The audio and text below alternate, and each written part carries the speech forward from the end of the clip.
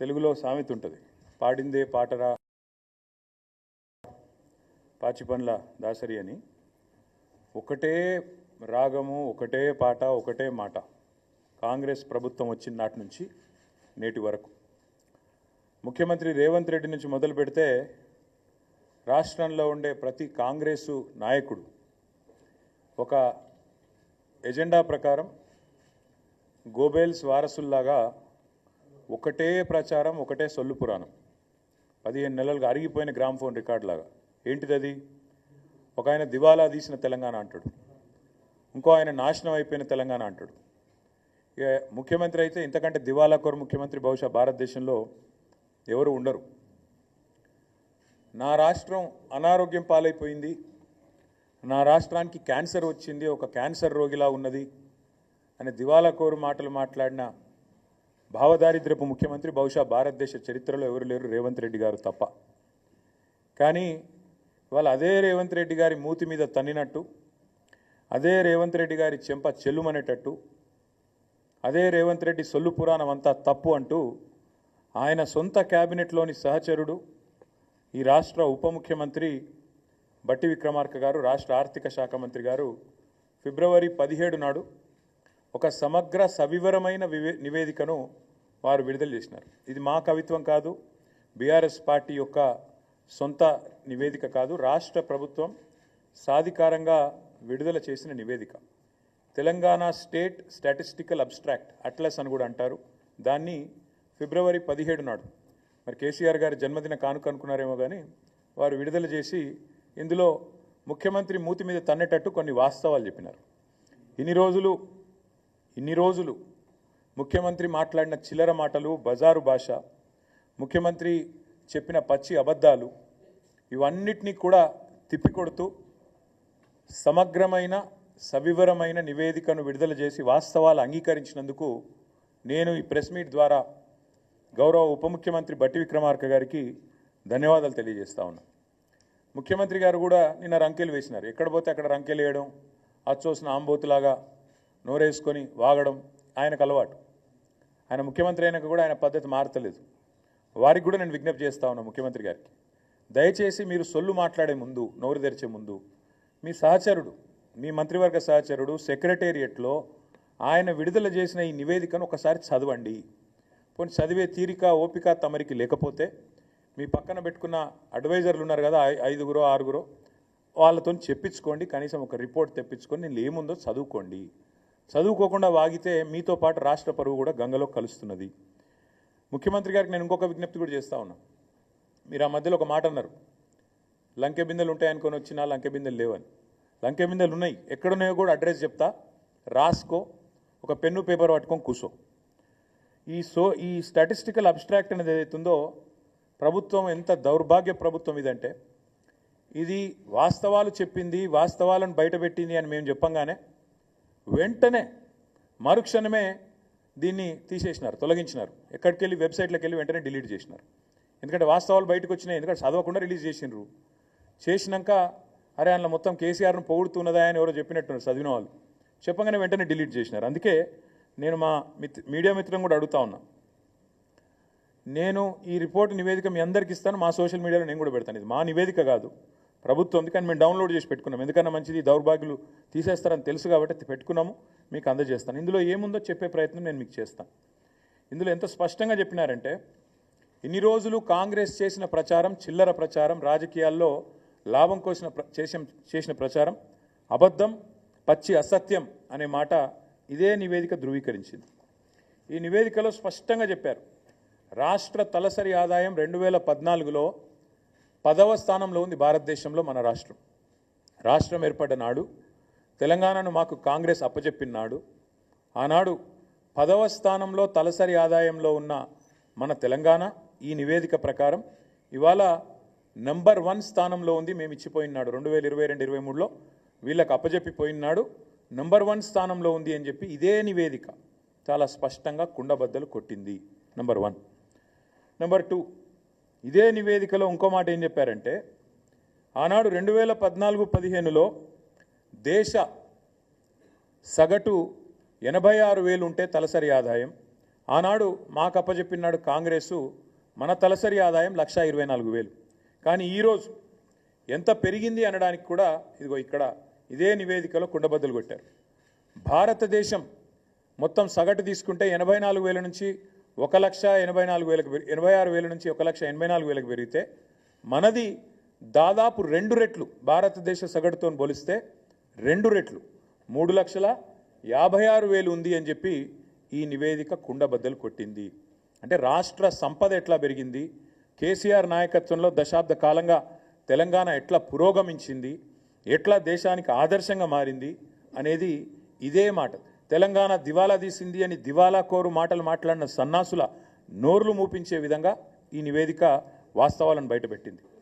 ఇది మరొకటి, ఇదే తెలంగాణ స్టాటిస్టికల్ అబ్స్ట్రాక్ట్లో చాలా స్పష్టంగా రాష్ట్ర సంపద ఎట్లా పెరిగింది చెబుతూ తలసరి ఆదాయం మాత్రమే కాదు, జీడిపిలో భారతదేశానికి కాంట్రిబ్యూటర్గా అంటే దేశాన్ని సాదుతున్న రాష్ట్రాల్లో, దేశానికి బువ్వబెడుతున్న రాష్ట్రాల్లో తెలంగాణ ఎట్లా ఒక పురోగమనశీల రాష్ట్రంగా, ప్రగతిశీల రాష్ట్రంగా, ఒక మంచిగా దేశాన్ని ముందుకు నడుపుతూ మంచి ఆలోచనలతో కులం మతం పేరుతో పిచ్చి పంచాయతీలు పెట్టుకోకుండా అందరికీ మేలు చేస్తూ ఎట్లా సంపద సృష్టించింది కూడా ఇదే నివేదిక ఆవిష్కరించింది.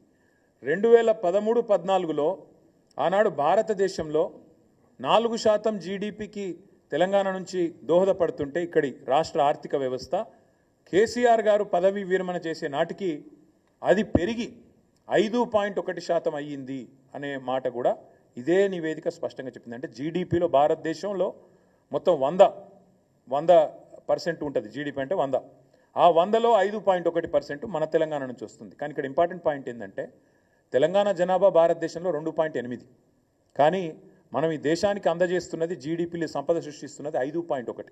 అంటే మనకు కేంద్ర ప్రభుత్వం ఇస్తున్న దానికంటే మనం కేంద్రానికి ఇస్తున్నది దాదాపు డబల్ అనే మాట ఈ నివేదిక ద్వారా నేను మీకు గుర్తు చేస్తా ఉన్నా. ఇది ఇంకొక విషయం, ఇది ఆర్బీఐది, ఇది ఆ స్టాటిస్టికల్ అబ్స్ట్రాక్ట్ లేదు, ఇది ఆర్బీఐది. కేసీఆర్ నాయకత్వంలో 10 ఏళ్లలో స్టేట్ ఓన్డ్ ట్యాక్స్ రెవెన్యూస్లో భారతదేశంలోనే 84% సొంత ఆదాయ వనరులతో, కేంద్రం మీద ఆధారపడకుండా, ఇతరుల ముందు చేయి జాపకుండా సొంత ఆదాయ వనరులతో అగ్రభాగాన నెంబర్ 1గా నిలబడ్డది తెలంగాణ అని ఆర్బీఐ, ఇది మా కవిత్వం కాదు.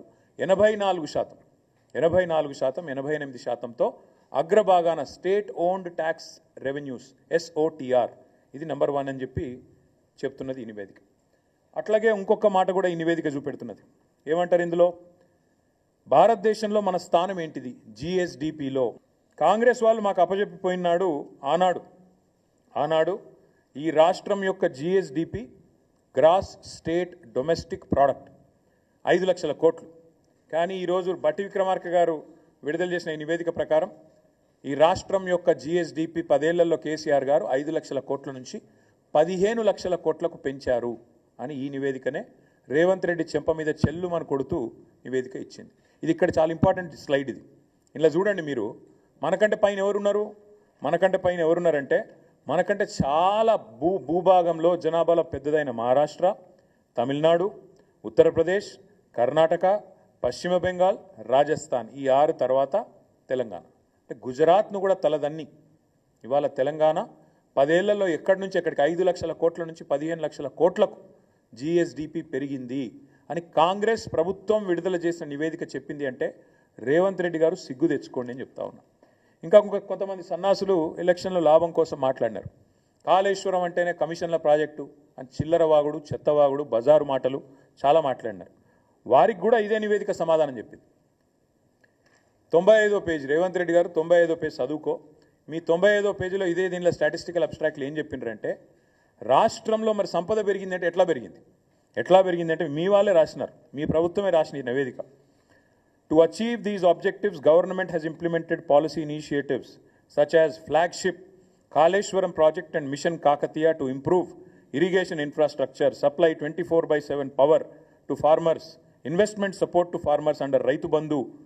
అందువల్ల సంపద పెరిగింది అంటూ కాళేశ్వరాన్ని ప్రస్తుతిస్తూ స్తుతిస్తూ అద్భుతమైన ప్రాజెక్ట్ అని చెబుతూ తెలంగాణ స్టాటిస్టికల్ అబ్స్ట్రాక్ట్లో కనీసం పాప రాసిన అధికారులను నిజాలు చెప్పారు.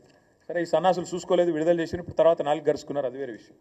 ఇంకోటి, ఈ వ్యవసాయానికి సంబంధించి మీ నివేదికనే చెప్తా ఉంది స్పష్టంగా రాష్ట్రంలో కాళేశ్వరం ప్రాజెక్టు కానీ మిషన్ కాకతీయ లాంటి ప్రాజెక్టుల వల్ల కానీ ఎంత వ్యవసాయ విస్తరణ జరిగింది, ఎట్లా సంపద పెరిగింది. ఇప్పుడు నేను చెప్పాను తలసరి ఆదాయం పెరిగింది అని చెప్పాను, రాష్ట్ర జిఎస్డిపి పెరిగింది. కేవలం ఒకటే సెక్టర్ వల్ల పెరిగిందా? కాదు. ఈ రాష్ట్ర ఆదాయము వ్యవసాయ విస్తరణ ఆదాయం పెరిగింది, సంపద పెరిగింది అంటే ఇవాళ మీరు మాకు అప్పజెప్పినాడు దాదాపు 34 లక్షల ఎకరాల్లో ఆనాడు పంటలు పండేది, 68 లక్షల మొత్తం నేను చెప్పేది వరి, 68 లక్షల టన్నులు ఆనాడు ఉత్పత్తి అయ్యేది మీరు అప్పజెప్పినాడు. మేము దిగిపోయేనాడు మరి మొత్తం చూసినట్టయితే ఓన్లీ వరి నేను చెప్పేది, మిగతా పంటలు కాదు, 1,18,00,000 ఎకరాల్లో సాగైతున్నది, 2,60,00,000 టన్నులు ధాన్యం పండుతున్నది, వరి ధాన్యం. అంటే ఎక్కడ మీరు అప్పజెప్పినాడు 34 లక్షల ఎకరాలు, ఎక్కడ 1,18,00,000 ఎకరాలు, ఎక్కడ 68 లక్షల టన్నులు, ఎక్కడ 2,60,00,000 టన్నులు. ఇది వ్యవసాయ విస్తరణ జరిగిందా లేదా, కాళేశ్వరం పనికొచ్చిందా లేదా, మిషన్ కాకతీయ కమిషన్ కాకతీయ అయ్యిందా? ఈ సొల్లువాగుడు వాగిన సన్నాసులందరూ దయచేసి కాంగ్రెస్ మిత్రులు చదువుకోండి, మీ ప్రభుత్వం ఇచ్చిన రిపోర్ట్ నేను కోరుతా ఉన్నాను. ఐటీ ఎక్స్పోర్ట్స్ ఆనాడు తెలంగాణ రాష్ట్రం ఏర్పడ్డ నాడు ఐటీ ఎక్స్పోర్ట్స్ మీరు మాకు అప్పచెప్పినాడు 57,000 కోట్లు, మేము దిగిపోయినాడు ఐటీ ఎక్స్పోర్ట్స్ 2,41,000 కోట్లు. ఆనాడు ఐటీ రంగంలో మొత్తం మీరు దిగిపోయినాడు మాకు అప్పచెప్పినాడు ఐటీ రంగంలో ఈ రాష్ట్రంలో ఉద్యోగులు 3,23,000, మేము దిగిపోయినాడు 10 లక్షలు, అంటే 3 రెట్లు. అటు వ్యవసాయం పెరిగింది, ఇటు ఐటీ పెరిగింది. అట్లాగే మీరు ఆఖరికి యాదవ సోదరులకు కుర్మ సోదరులకు మేము గొర్రెలు పంచి పశు సంపద జీవ సంపద పెంచే ప్రయత్నం చేస్తుంటే, దానికి కూడా బీసీలను బలోపేతం చేసే ప్రయత్నం చేస్తుంటే దాని మీద కూడా చిల్లర మాటలు మాట్లాడారు. కానీ ఇది మీరు ఇచ్చిన రిపోర్ట్, షీప్ ప్రొడక్షన్లో number 1 in the country Telangana, జీవ సంపదలో number 1 in the country Telangana. అట్లాగే మీరే మాట్లాడినారు, మేము ఈరోజు కమిషన్ కూడా ఒకటేసినారు, పవర్లో కూడా ఏదో జరిగింది అని, విద్యుత్తులో కూడా జరిగిందని. కానీ మళ్ళీ మీ రిపోర్టే చెప్తుంది మీరు మాట్లాడిందంతా శుద్ధ తప్పు అని. పర్ క్యాపిటా పవర్ కన్జంప్షన్ ఎట్లా పెరిగింది, ఎట్లా విద్యుత్ స్థాపిత సామర్థ్యం పెరిగింది, ఇది నివేదిక. ఎట్లా పెరిగింది ఆనాడు ఎంతుండే మీరు మాకు అప్పచెప్పినాడు పర్ క్యాపిటా ఎనర్జీ కన్జంప్షన్ 1,356 యూనిట్లు, మేము దిగిపోయినాడు ఎంతుంది 2,349 యూనిట్లు. మరి ఎట్లా పెరిగింది? ఇది వ్యవసాయ విస్తరణ జరిగింది, అట్లాగే పరిశ్రమల విస్తరణ జరిగింది, గృహాలలో కన్జంప్షన్ పెరిగింది, నాణ్యత పెరిగింది విద్యుత్తుది, కాబట్టి కన్జంప్షన్ కూడా పెరిగింది. ఇవన్నీ కూడా మీ రిపోర్టే చెప్తా ఉంది. ఇంకొక 2 మాటలు మాత్రం మీకు చెప్తాను నేను. ఫ్యాక్టరీస్ ఇది చూడండి దయచేసి, ఎట్లా పారిశ్రామిక విస్తరణ జరిగింది. ఐటీ ఒక్క రంగమే కాదు, పారిశ్రామిక విస్తరణ ఎట్లా జరిగింది, ఎన్ని ఫ్యాక్టరీలు, మ్యానుఫ్యాక్చరింగ్ రంగం, ఉత్పత్తి జరిగింది, ఎట్లా జరిగింది. ఇక్కడ ఈ రిపోర్ట్లో ఏం రాశారంటే నెంబర్ ఆఫ్ ఫ్యాక్టరీస్ ఎన్ని ఉన్నాయి అని చూస్తే మనకంటే పెద్దదైన రాష్ట్రాలు 6, తమిళనాడు, గుజరాత్, మహారాష్ట్ర, ఉత్తరప్రదేశ్, ఆంధ్రప్రదేశ్, కర్ణాటక. వాళ్ళ తర్వాత మన స్థానం, నెక్స్ట్ మనమే. అంటే వీళ్ళకి మనకంటే జనాభాలో సైజులో భౌగోళికంగా చాలా పెద్ద రాష్ట్రాలు. కానీ మీ రిపోర్ట్ చెప్తున్నది తెలంగాణలో పారిశ్రామిక విస్తరణ కూడా అద్భుతంగా జరిగింది. వాస్తవాలు ఇట్లా ఉన్నాయి. అంటే దేశ జనాభాలో 2.8% ఉన్న తెలంగాణ 5.1% సంపద ఈ దేశానికి అందిస్తున్నది, ఇది వాస్తవం. జిఎస్డిపిలో గ్రోత్లో తెలంగాణ భారతదేశంలో నెంబర్ 1, ఇది వాస్తవం. సంపద సృష్టించడంలో తెలంగాణ ప్రభుత్వం కేసీఆర్ నాయకత్వంలో అద్భుతంగా పనిచేసింది, ఇది వాస్తవం. 10 ఏళ్లలో కొత్తగా దాదాపు 80 లక్షల ఎకరాలు సాగులోకి వచ్చినాయి, ఇది వాస్తవం. మీ రిపోర్ట్ చెప్తున్నది. వ్యవసాయంలో జరిగిన అభివృద్ధి గురించి అయితే పుంకానుగా కాళేశ్వరం వల్ల జరిగిన లాభం, మిషన్ కాకతీయ వల్ల జరిగిన లాభం మీ నివేదికనే చెప్తా ఉంది, వాస్తవాలు, ఇది కరెక్టు. కాంగ్రెస్ వాళ్ళు రిపోర్ట్ చదవండి. దేశ తలసరి ఆదాయంలో ఇవాళ అగ్రభాగాన తెలంగాణ ఉన్నది. 1,84,000 నుంచి 3,56,000 జాతీయ సగటు కంటే డబల్ ఉన్నది అని మీ నివేదికనే చెప్పిన మాట వాస్తవం. మోదీ గారు తలకిందులు తపస్సు చేసినా, రాహుల్ గాంధీ గారు మరొక 100 జోడో యాత్రలు చేసినా ఇది సాధించలేరు అనేది కూడా వాస్తవం.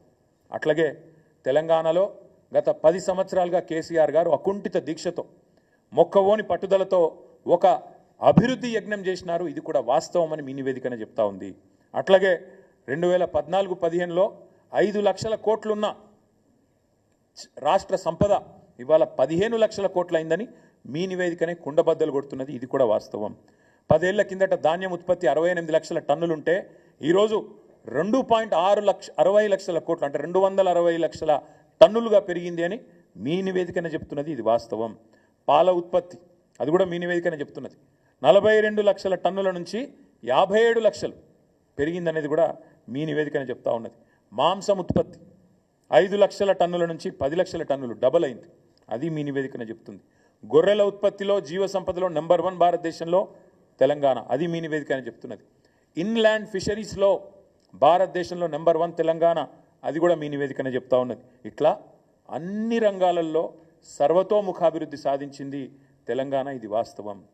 ఇంకా ఒక్క మాటలో చెప్పాలి అంటే accidental chief minister Revanth Reddy గారు అడ్డిమారి గుడిదెబ్బలు అయినవు.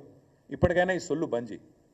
ఇప్పటికైనా తెల్లారలేస్తే కేసీఆర్ని తిట్టుడు, రంకలేసుడు, బూతులు మాట్లాడుడు, దివాలాకోరు మాటలు మాట్లాడుడు, తెలంగాణను శపించుడు, తెలంగాణను తెల్లారలేస్తే దూషించుడు బంజే అని చెప్తా ఉన్నాం. నేను ఊరికే అనట్లేదు, ఏదో దుగ్ధతో మాట్లాడట్లేదు. తెలంగాణను ఎవరు తిట్టినా, తెలంగాణను ఎవరు దూషించినా, తెలంగాణను ఎవరు కించపరిచినా ఇదే పద్ధతిలో జవాబిస్తాం. ఎందుకంటే నువ్వు సిగ్గులేనోడివి కాబట్టి, మూర్ఖుడు కాబట్టే తెలంగాణను ఒక క్యాన్సర్ రోగితో పోల్చినావు. తెలంగాణ ఒక వ్యాధిగ్రస్తమైన రాష్ట్రంగా మాట్లాడినావు. అందుకే నేను అంటున్నాను, నువ్వు మూర్ఖుడివి, చదువుకో. నీ సొంత సహచరుడు, నీ ఉప ముఖ్యమంత్రి, నీ డెప్యూటీ ఇచ్చిన నివేదిక చదువుకో, సిగ్గు తెచ్చుకో, బుద్ధి తెచ్చుకో అని చెప్తా ఉన్నా. ఇంకొక మాట కూడా నేను చెప్తా ఉన్నా. మరి మేమేమో ఇంత పని చేసినాం, నువ్వేం పని చేసినావు ఈ సంవత్సరంలో? అది కూడా చెప్తా. ఏం చేసినావంటే ఈ సంవత్సరంలో ఈ సన్నాసి చేసిన పని, ఇగో ఇది కూడా వాళ్ళ నివేదికనే, మాది కాదు. ఈ సన్నాసి చేసిన పని ఆయన ఉప ముఖ్యమంత్రి గారు బయటపెట్టారు. ఇగో మేము దిగిపోయే నాడున్న రేషన్ కార్డుల సంఖ్య 89,97,000 అంటే దగ్గర దగ్గర 90 లక్షలు. 89,97,000 అని ఆయనే చెప్పాడు మేము దిగిపోయినాడు. మరి కొత్తగా వీళ్ళు ఏమని ఇచ్చిండ్రా? యాజ్ ఆన్ ఆయన చెప్పిన లెక్క 31/8/2024, ఇంకా తర్వాత ఎన్ని కట్ చేసిరో తెలియదు, దాదాపు 1,00,000 కార్డులు తొలగించినామని చెప్పిండు ఆయన. కొత్త ఇయ్యలే, ఉన్నాయి కట్ చేసిరు.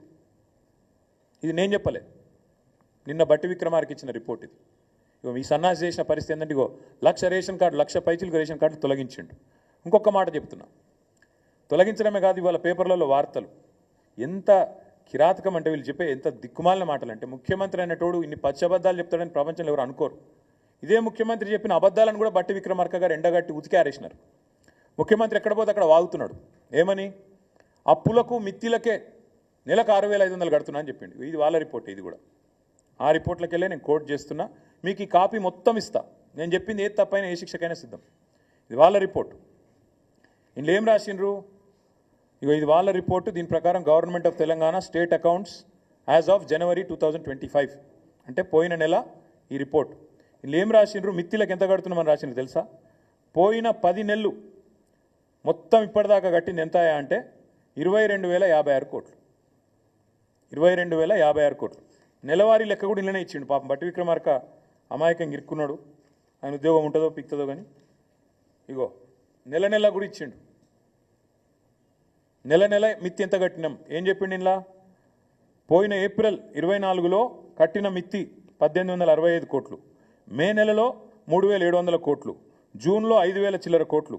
ఇట్లా ఓవరాల్గా మన్నించాలి, ఏప్రిల్లో 1,865, మేలో 1,864, జూన్లో 2,200, జూలైలో 2,200, ఆగస్టులో 2,304 కోట్లు, సెప్టెంబర్లో 2,689 కోట్లు, అక్టోబర్లో 1,965, నవంబర్లో 1,928, డిసెంబర్లో 2,475, జనవరిలో 2,499, మొత్తం కలిపి 10 నెలలకు గాను కట్టింది పోయిన ఏప్రిల్ నుంచి మొన్న జనవరి దాకా 22,000 కోట్లు. అంటే నెలకు 2,200 కోట్లు. మరి 6,500 కోట్లు అని చెప్పిన బోగస్ ముఖ్యమంత్రి సిగ్గు లేకుండా నెలకు 4,300 కోట్లు అదనంగా కడుతున్నా అంటే ఏడబోతున్నాయి అవన్నీ? టకీమని రైతుల ఖాతాలను అయితే పడతలేవు, టకీమని తులం బంగారం అయితే వస్తలేదు. మరి టకీమని రాహుల్ గాంధీ ఖాతాలో పడుతున్నాయో ఢిల్లీలో చూడాలి. గింత అబద్ధాలు, గింత పచ్చి అబద్ధాలు, గింత దిగజారుడు బజారు భాష ముఖ్యమంత్రి మాట్లాడొచ్చా? గిన్ని అబద్ధాలు చెప్పొచ్చా? మిత్తి 6,500 కోట్లు అని ముఖ్యమంత్రి చెప్తాడు, లేదు 2,200 కోట్లు అని ఉప ముఖ్యమంత్రి గారు విడుదల చేసిన నివేదిక చెప్తా ఉంది. ఇగో ఇది వీళ్ళ వాస్తవ రూపం. ఇంకా దారుణం ఇదొకటి. ఇంకా దారుణమైన విషయం చెప్తాను. వీళ్ళు ఎట్లా చెప్తారంటే ఏదో మిత్తులు బాగా అయిపోయినాయి, రాష్ట్రం అప్పుల పాలైందని దిక్కుమాలిన మాటలు మాట్లాడతారు. మాకు వాళ్ళు అప్పచెప్పిపోయినాడు. ఇది వాళ్ళ గ్రాఫ్, ఇది కూడా నాది కాదు. మాకు వాళ్ళు అప్పజెప్పిపోయినాడు మిత్తిల విషయంలో మిత్తిలు as percentage of interest as percentage of SOTR అంటే రాష్ట్ర ఆదాయం ఎంత, దానిలో మిత్తిల శాతం ఎంత. మాకు అప్పజెప్పినాడు 2014లో రాష్ట్ర ఆదాయంలో మిత్తిల శాతం 21.64%. మేము వాళ్ళకు తిరిగి అప్పజెప్పినాడు కేవలం 17.19%. మరి ఇటు మిత్తిలు పెరిగినాయి అంటున్నావు, మరి రాష్ట్ర ఆదాయం పెరిగింది చెప్పవు. ఆ రోజు మీరు మాకు అప్పజెప్పినాడు మిత్తిలు రాష్ట్ర ఆదాయంలో 21%, 21.64%. మళ్ళీ మేము మీకు తిరిగి అప్పజెప్పినాడు 17.19%. ఇది చెప్పవెందుకు? ఈ గణాంకాలు చెప్తే కదా, నువ్వు చెప్పపోయినా నిజాలు. అంటే రాష్ట్రాన్ని అద్భుతంగా మీకు అప్పచెప్పినాం. మరి మీరేం చేస్తున్నారు? కేసీఆర్ చెప్పింది నిజం చేస్తున్నారు. ఢిల్లీ పార్టీలకు తెలంగాణను పరిపాలించుడు చేత కాదు అని తేలిపోయింది. కాబట్టే ఇది పేపర్లో వార్త ఈరోజు. ఇది ఈరోజు వార్త, ఈరోజు పేపర్లో వచ్చిన వార్త ఇది. రాష్ట్ర ఆర్థిక పరిస్థితి గరిష్టానికి, ఆర్థిక లోటు గరిష్టానికి వీకింది, సన్నాసులకు పరిపాలన చేత అయితే లేదు. మేము చేసింది ఏందో ఇప్పుడు నీ ప్రభుత్వమే చెప్పింది, నేను చెప్పలేదు, నా కవిత్వం కాదు. ఈరోజు ఈ దివాలాకోరు కాంగ్రెస్ నమ్మిన పాపానికి వీళ్ళ అసమర్థ పాలనలో తెలంగాణ చేతికి చిప్పొచ్చే పరిస్థితి ఉన్నది. ఎందుకు అంటే జనవరి నెలాఖరు వరకు, అంటే మొన్న పోయిన నెలాఖరు వరకు రెవెన్యూ ఆదాయం వీళ్ళు 1,23,000 కోట్లు ఆదాయం ఆర్జించినారు. కానీ ఖర్చు పెట్టింది లక్ష కాదు, 1,23,815 కోట్లు వీళ్ళు సంపాదించినారు. ఖర్చు చేసింది మాత్రం 1,49,866 కోట్లు. అంటే రాబడి కంటే ఖర్చు 26,000 కోట్లు ఎక్కువ. ఏడబోతున్నాయి ఈ పైసలన్నీ? కొత్త స్కీమ్ చాలు చేయలే, ఒక్క మనిషికి కొత్త రూపాయి ఇయ్యలేను. మహిళలకు 2,500 అన్నావు, 2 రూపాయలు ఇయ్యలే. తులం బంగారం అన్నావు, మన్ను కూడా లేదు. రైతు బంధు వెయ్యవు, రైతు రుణమాఫీ చెయ్యవు, స్కూటీలు అంటావు ఇయ్యవు, ముసలోళ్ళకు పెన్షన్లు 4,000 చేస్తానో ఇయ్యవు. మరి ఎందుకు ఖర్చు పెరిగింది? ఎందుకు నువ్వు రాబడి కంటే ఖర్చు పెంచినావు చెప్పగలుగుతావా? అసలు ఎందుకు అప్పు చేస్తున్నావు? ఇవాళ మీకు మిగులు బడ్జెట్తో రాష్ట్రాన్ని అప్పచెప్తే నువ్వేం చేస్తున్నావు? ఒక సంవత్సరంలో 1,41,000 కోట్లు అప్పు చేసినావు నువ్వు.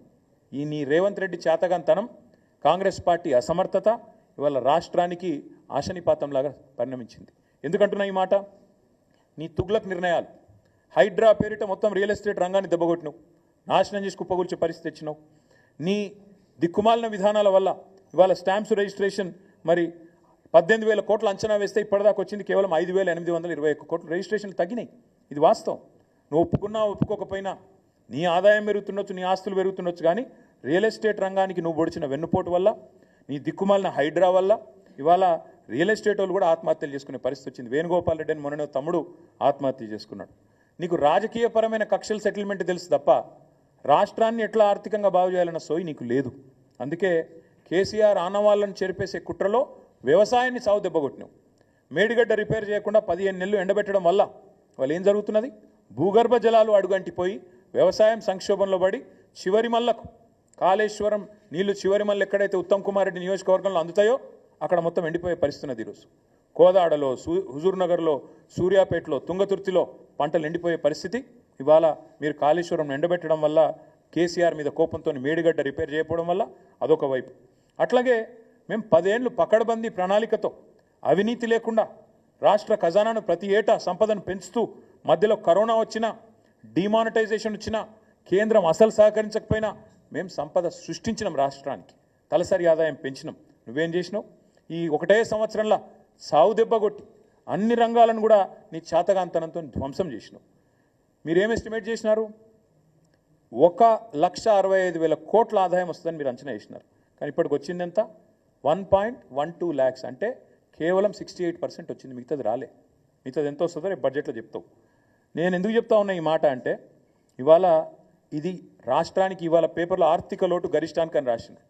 రాష్ట్రానికి ఆర్థిక లోటు రాలే, ఇది రేవంత్ వల్ల వచ్చిన తలపోటు. రాష్ట్రానికి ఉత్తగానే రాలే ఆర్థిక లోటు. రేవంత్ రెడ్డి వల్ల, చేతగాని అసమర్థ ప్రభుత్వం వల్ల, వీళ్ళ అవినీతి విధానాల వల్ల, బావమరుదులకు అమృత్ పంచడం, అమృత్ స్కామ్ చేసి బావమరిదికి అప్పచెప్పడం, ఆర్ఆర్ ట్యాక్స్ పేరు మీద రియల్ ఎస్టేట్ నడ్డి విరవడం, ఒక్కొక్క స్క్వేర్ ఫీట్కి 150 రూపాయలు వసూలు చేస్తుండ్రు ఇవాళ బిల్డింగ్ పర్మిషన్. ఇట్లాంటి దిక్కుమాలిన విధానాల వల్ల, అప్పులు చేయడం వల్ల, కొత్తగా సంపద సృష్టించే తెలివి లేకపోవడం వల్ల ఇవాళ తెలంగాణ దివాలా తీసిన రాష్ట్రం కాదు, ఒక దివ్యమైన రాష్ట్రాన్ని దివాలా తీసేటట్టు చేస్తున్నది కాంగ్రెస్ ప్రభుత్వం, కాంగ్రెస్ వ్యవసాయ విధానం. నిన్న కోదండరెడ్డి గారు మాట్లాడతారు, మేడిగడ్డ రిపేర్ చేయరు, కాళేశ్వరం బాగా చేసే ఆలోచన లేదు, రైతులకు నీళ్ళు ఇచ్చే తెలివి లేదు, కానీ బోర్లు వేసుకొని నష్టపోవద్దు, అనవసరంగా పంటలు వేసుకోవద్దు. మరి సపడే క్రాప్ హాలిడే ప్రకటించమని చెప్పండి, మాకు రైతు బంధు ఇచ్చే ఉద్దేశం లేదు, క్రాప్ హాలిడే ప్రకటించుకోండి అని చెప్పండి. ఇంత సిగ్గుమాలిన దిక్కుమాలిన ప్రభుత్వం ఆఖరికి ఎట్లా ఉందంటే, ఇక నెక్స్ట్ కర్ణాటకలో వాళ్ళ మంత్రి ఒక ఆయన అన్నాడు మొన్న, ఏమైందా గ్యారంటీలు మరి మహిళలకు పైసలు ఇచ్చిన మొదలు పెట్టిన ఏమైందంటే ఆయన అన్న మాటకి ఇది, గ్యారంటీలు ఏమన్నా జీతమా, మేము మీకు ఇచ్చుడే ఎక్కువ బిచ్చం అన్నట్టు. మళ్ళీ వీళ్ళు కూడా తొందరలో ఈ డైలాగులు వస్తాయి ఇళ్ళ నోట్లకి వెళ్ళి కూడా. ఒక ఫ్రీ బస్సు తప్ప ఇప్పటిదాకా చేసింది ఏమైనా ఉందా ఈ రాష్ట్రంలో? అందుకే నేను అంటా ఉన్నా, రేవంత్ రెడ్డి రంకెలేసుడు, చర్చకు రా, ఇదిరా అదిరా ఇవి కాదు, దమ్ముంటే చేతనైతే అసెంబ్లీలో పెట్టు చర్చ, రాష్ట్రం మొత్తం చూస్తుంది, పెట్టు, 2 రోజులు పెట్టు, మైక్ కట్ కాకుండా చూడు. దమ్ముంటే నీకు స్పీకర్ను నువ్వు డిక్టేట్ చేసి స్పీకర్కు కనుసైగల ద్వారా శాసించి ప్రతిపక్షం గొంతులు నొక్కుడు కాదు. దమ్ముంటే 38 మంది సభ్యులు మేమున్నాం, దమ్ముంటే మా సంఖ్యకు సరిపడే విధంగా మాకు టైమింగ్, అక్కడ అసెంబ్లీలో 4 కోట్ల ప్రజల ముందు నీ బట్టలు ఇప్పుతాం, అక్కడనో ఇక్కడనో చర్చ కాదు, బహిరంగంగా అసెంబ్లీ సమావేశాల్లోనే నీ బట్టలు ఇప్పుతాం. ఇది మా సవాల్ నీకు. ఇప్పుడు నేను చెప్పిన ఏది తప్పు అని చెప్పినా నేను ఏ శిక్ష కంటే ఆ శిక్షకు సిద్ధం. ఎందుకంటే మీ ఆర్థిక మంత్రి గారు చెప్తా ఉన్నారు వాస్తవాలు. ఇప్పటికైనా రేవంత్ రెడ్డి గారు బుద్ధి తెచ్చుకొని, సిగ్గు తెచ్చుకొని ఇకనైనా పద్ధతిగా మాట్లాడాలి, రాష్ట్రాన్ని దూషించవద్దని కోరుతూ మళ్ళొక్కసారి మీ అందరికీ కూడా ధన్యవాదాలు.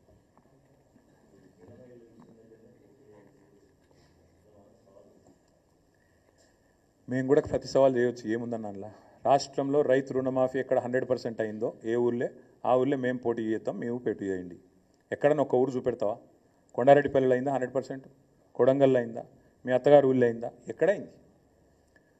నేను కూడా అనొచ్చు, రైతు బంధు మొత్తం పడితే ఆడ పోటీ చేద్దాం అనొచ్చు, తులం బంగారం ఇస్తే పోటీ చేయ అనొచ్చు, నెలకు 2500 ఇచ్చిన మహిళలను ఓటు అడుగు అని నేను కూడా అనొచ్చు, నెలకు 4000 ఇచ్చిన ముసలోళ్ళే మాత్రమే ఓటు అడగాలి, 2000 ఉన్నోళ్ళంతా మాకేయాలని నేను కూడా అనొచ్చు.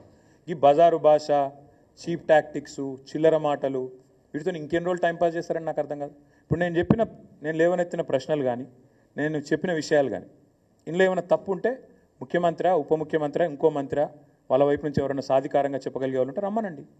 ఇంకోటి అసెంబ్లీలో చర్చ పెట్టండి, 2 రోజులు పెట్టండి. ఇంతకంటే ఇంపార్టెంట్ ఏముంది? బడ్జెట్ సమావేశాలు ఉన్నాయి ముంగట, మైక్ ఇవ్వండి. మైక్ ఇవ్వకుండా గొంతు నొక్కుడు, ఇష్టం వచ్చినట్టు ఒర్రుడు, ఇది కాదు కదా పాయింట్. మేము చాలా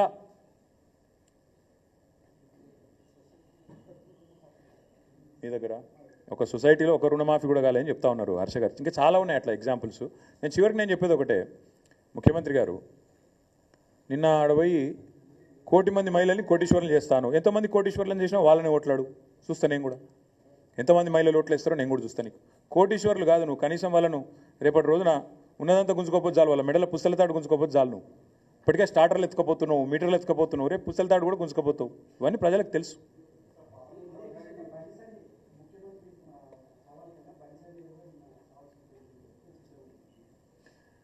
బండి సంజయ్ ముందు ఒకటి చెప్పాలి, అసలు మీరు రేవంత్ రెడ్డిని ఎందుకు కాపాడుతున్నారు? మీరు ఎందుకు రేవంత్ రెడ్డి రక్షణ కవచంలాగా నిలబడుతున్నారు?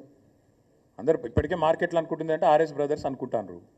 నేను సూటిగా అడుగుతున్నా బండి సంజయ్ని, బీజేపీని, మీ ప్రధానమంత్రి హైదరాబాద్కు వస్తాడు, ఆర్ఆర్ ట్యాక్స్ వసూలు చేస్తుండ్రు అంటాడు, చర్యలు ఉండయి, 150 రూపాయలు పర్ స్క్వేర్ ఫీట్ బిల్డర్ల దగ్గర వసూలు చేస్తుండ్రు. నేను మున్సిపల్ మంత్రిగా పనిచేసిన 10 ఏళ్ళు, మా హయాంలో 0 కరప్షన్, ఇట్లా దిక్కుమాలిన ట్యాక్సులు పెట్టలేము మేము. నువ్వు ఇప్పుడు 150 రూపాయలు పర్ స్క్వేర్ ఫుట్ మంచిగా నిలబెట్టి వసూలు చేస్తున్నావు, ఇది వాస్తవం. చేతనైతే బండి సంజయ్ని, బీజేపీని చర్య తీసుకోమనండి. నేను ఢిల్లీ పోయినా, ముఖ్యమంత్రి గారు అన్ని నిబంధనలు తుంగలో దొక్కి మీ అమృత్ పథకాన్ని వాళ్ళ బావమరిదికి అప్పచెప్పిండు సృజన్ రెడ్డికి అని చెప్పిన, ఇప్పటి వరకు చర్య లేదు, కనీసం విచారణకు ఆదేశించలేదు. పొంగులేటి శ్రీనివాసరెడ్డి ఇంటి మీద ఈడీ రైడ్ అవుతుంది, అది బ్రహ్మరహస్యం, ఎవరికి తెలియదు, ఈడీ చెప్పది, పొంగులేటి చెప్పడు. అసలు first of all BJP Revanth Reddy ప్రభుత్వాన్ని ఎందుకు కాపాడుతుందండి? ఇంత అవినీతి జరుగుతుంటే అమృత్లో, ఆర్ఆర్ ట్యాక్స్ రూపంలో, ఈడీ రేట్లలో మొత్తం కోట్ల రూపాయలు దొరికినా ఎందుకు బయట పెడతలేరు? ఎందుకు రేవంత్ రెడ్డిని కాపాడుతున్నారు? మీకేంది మొహమాటం? మీకున్న ఆబ్లిగేషన్ ఏంది? రేవంత్ రెడ్డి గారు ఏమైనా లోపాయికారు ఒప్పందం ఉందా? ఏమైనా అండర్స్టాండింగ్ ఉందా? చేరుతా అన్నాడా మీ పార్టీలో? ఏంటి చెప్పండి.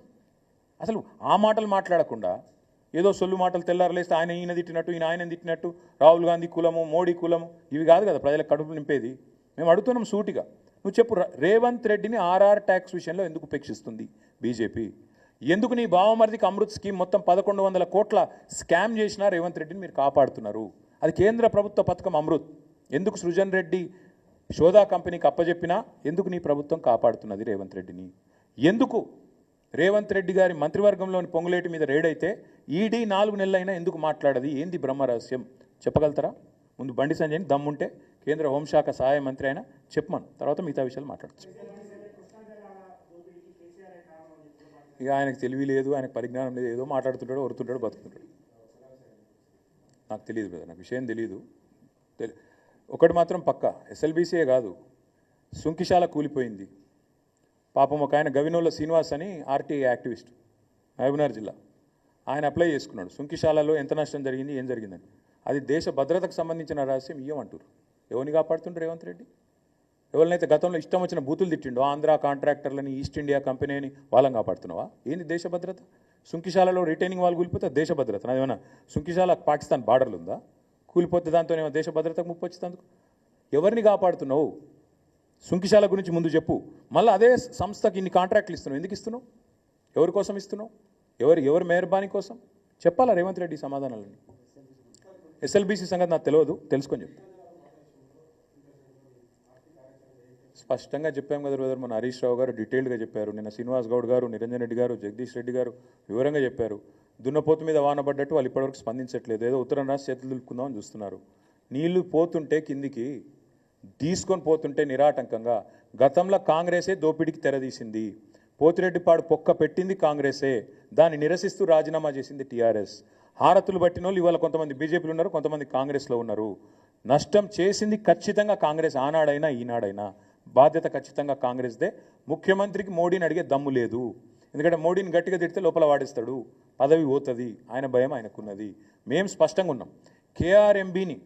కేఆర్ఎంబీని మొత్తం అప్పజెప్తాం కేంద్రానికి అంటే, మేము నల్గొండ పోయి బహిరంగ సభ పెట్టి కేసీఆర్ గారు గర్జిస్తే వెంటనే దిగొచ్చి శాసనసభలో తీర్మానం చేసినారు. రేపు మళ్ళీ పట్టుబడతాం శాసనసభలో కూడా. ఖచ్చితంగా కృష్ణా జలాల దోపిడీ విషయంలో ఈ ప్రభుత్వం యొక్క వైఖరిని శాసనసభలో ఎండగడతాం, బయట ఎండగడతాం. కేంద్రము, ఈ ప్రభుత్వం, అటు బీజేపీ ఇటు కాంగ్రెస్ తమ వైఖరి మార్చుకోకపోతే డెఫినెట్గా మా కార్యాచరణ ప్రకటిస్తాం. Thank you.